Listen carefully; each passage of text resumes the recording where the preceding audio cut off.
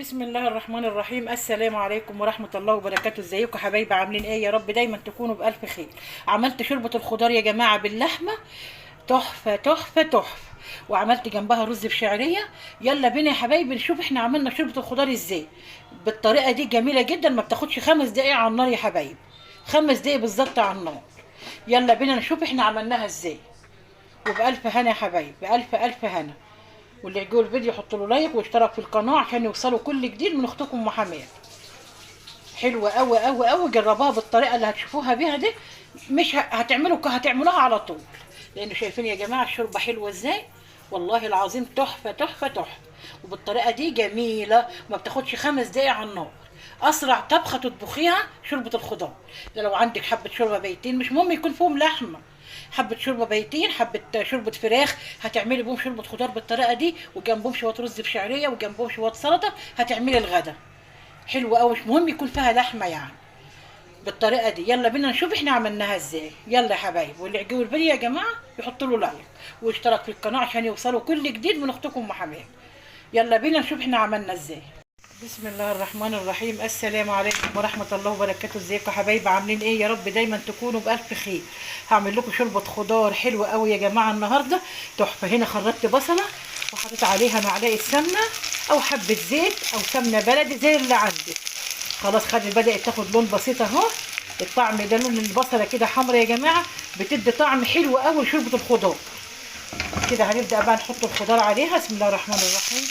اللهم صل وسلم وبارك عليك يا رسول الله. كده نحط الخضار على البصله كده ونقلب.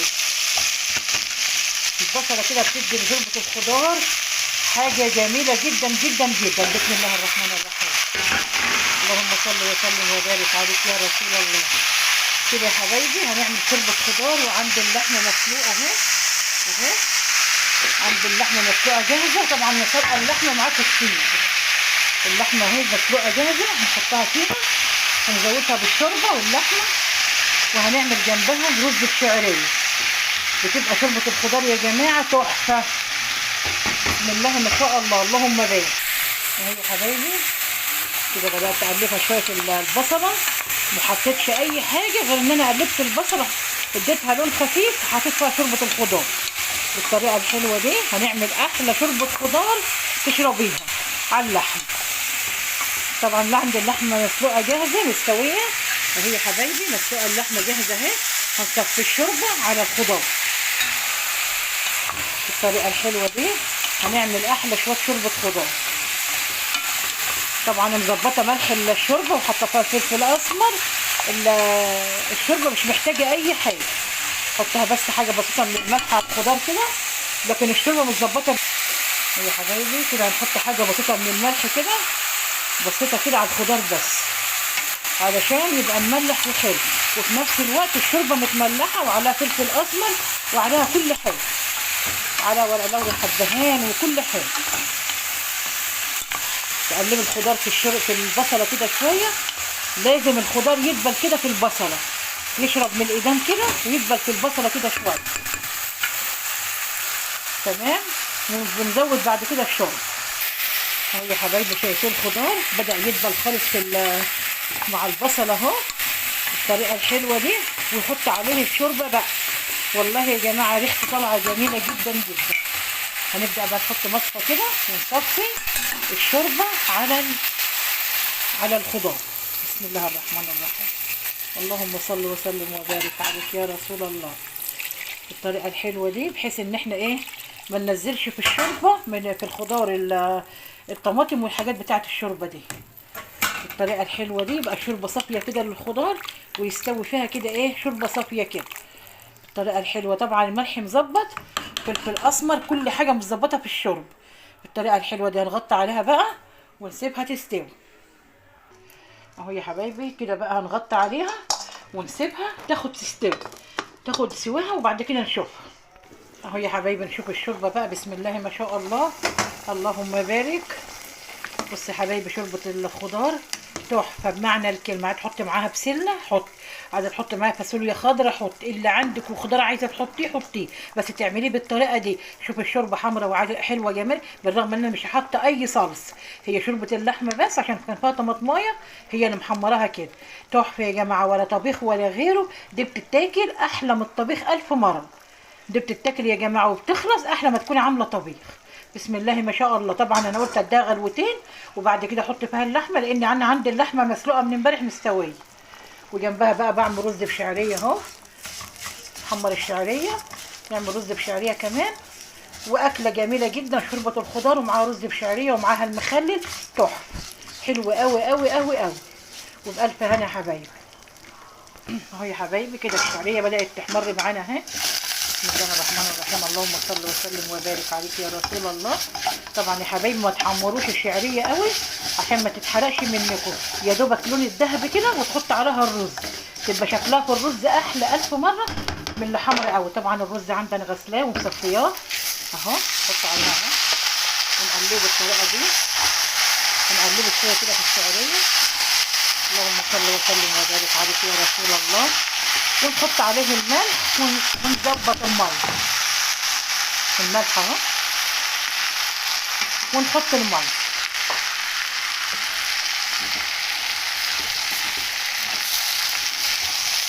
طبعا الرز بشعريه كل الناس بتعرف تعمله، بس ما تكتريش للرز بشعريه يا جماعه، ما يكترلوش ميه عشان يبقى مفرفر وحلو اهو. بسم الله الرحمن الرحيم، اللهم صل وسلم وبارك عليك يا رسول الله. اللهم صل على سيدنا محمد وبارك لنا فيه بالطريقه الحلوه دي. وهنغطي عليه يستوي، ما يتكترلوش ميه رز بشعريه يا جماعه عشان ما يعجنش وعشان يبقى مفرفر كده بالطريقه الحلوه دي. كده هنغطي عليها بقى الحله ونسيبها تستوي اهو يا حبايبي. نديله تقليبه كمان اهو ونغطي عليه ونسيبه يستوي اهو يا حبايبي. هنشوف بقى الخضار. بسم الله ما شاء الله، اللهم صل وسلم وبارك عليك يا حبيب الله. كده خلاص الخضار استوى يا جماعه، ما بياخدش 5 دقايق على النار. هنبدا عند اللحمه طبعا مستويه، هبدا احط فيها اللحمه بقى عشان هي اللحمه اصلا مستويه، واديها غلوه واحده مع اللحم بالطريقه دي. احط فيها اللحمه كده لان انا مسويه اللحمه فما كنتش عايزاها تستوي زياده يعني.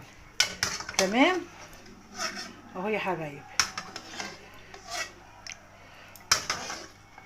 انا مسويه اللحمه عامه، هخليها تغلي بس باللحمه كده غلوه واحده علشان اللحمه برضو ما تتهريش. كده خلاص استوت يا جماعه، هي هتغلي غلوه واحده باللحمه ونطفي عليها. هنشوف الرز بقى. بسم الله الرحمن الرحيم، اللهم صل وسلم وبارك عليك يا حبيب الله. شايفين الرز جماله مستوي حلو، اللهم صل على النبي مفرفر. ليه ما كترنالوش ميه يا جماعه؟ رز الشعريه ما يتكترلوش ميه، يستوي كده على ايه بالبخار كده، تطلع حبايه رز تحفه تحفه. شفتوا منظره يا جماعه حلو قوي ازاي؟ كده هنغطيه بقى ونهدي عليه النار لما يتلد. بسم الله الرحمن الرحيم.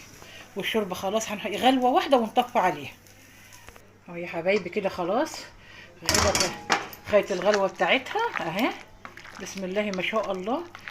شوربه الخضار باللحمه كده يا جماعه تحفه، وبألف هنا يا حبايبي، بألف هنا. ما خدتش 5 دقايق واستوت اهي يا حبايبي. كده نغرفها بقى ونشوفها في الطبق عامله ازاي شوربه الخضار. وهنا الرز خلاص اتلدن اهو، خلاص الرز اتلدن. هنبدا بقى نطفي عليه النار ونغرف اهو يا حبايبي. انا كده غرفت شوربه الخضار باللحمه تحفه يا جماعه، جربوها بالطريقه اللي انا بعملها بيها دي، حلوه قوي قوي قوي. وعملت جنبها رز بشعريه بالطريقه الجميله دي، جنبها بقى مخلل، جنبها طبق سلطه خضراء، زي ما انت عايزه اعملي، هتبقى الاكله جميله جدا جدا. وشوربه الخضار حلوه قوي يا حبايبي بالطريقه دي، جربوها بطريقه ام حماده هتاكلوا احلى شوربه خضار. والله يا جماعه الخضار ما شاء الله ما شاء الله حلوه تحفه، يتاكل بالمعلقه، وجنبه رز بشعريه حلو قوي اهو. وبألف هنا يا حبايبي. وطبعا اللي انت عايزاه جنبها حطيه، ده بيتاكل اكتر من الطبيخ اللي فيه طماطم، ده بيتاكل اكتر من الطبيخ اللي فيه طماطم. وبألف هنا يا حبايبي. وان شاء الله اللي يعجبه الفيديو يحط له لايك واشترك في القناه عشان يوصلوا كل جديد من اختكم ام حماده، ودايما اقدم لكم الحاجات الحلوه. باذن الله. مع الف سلام.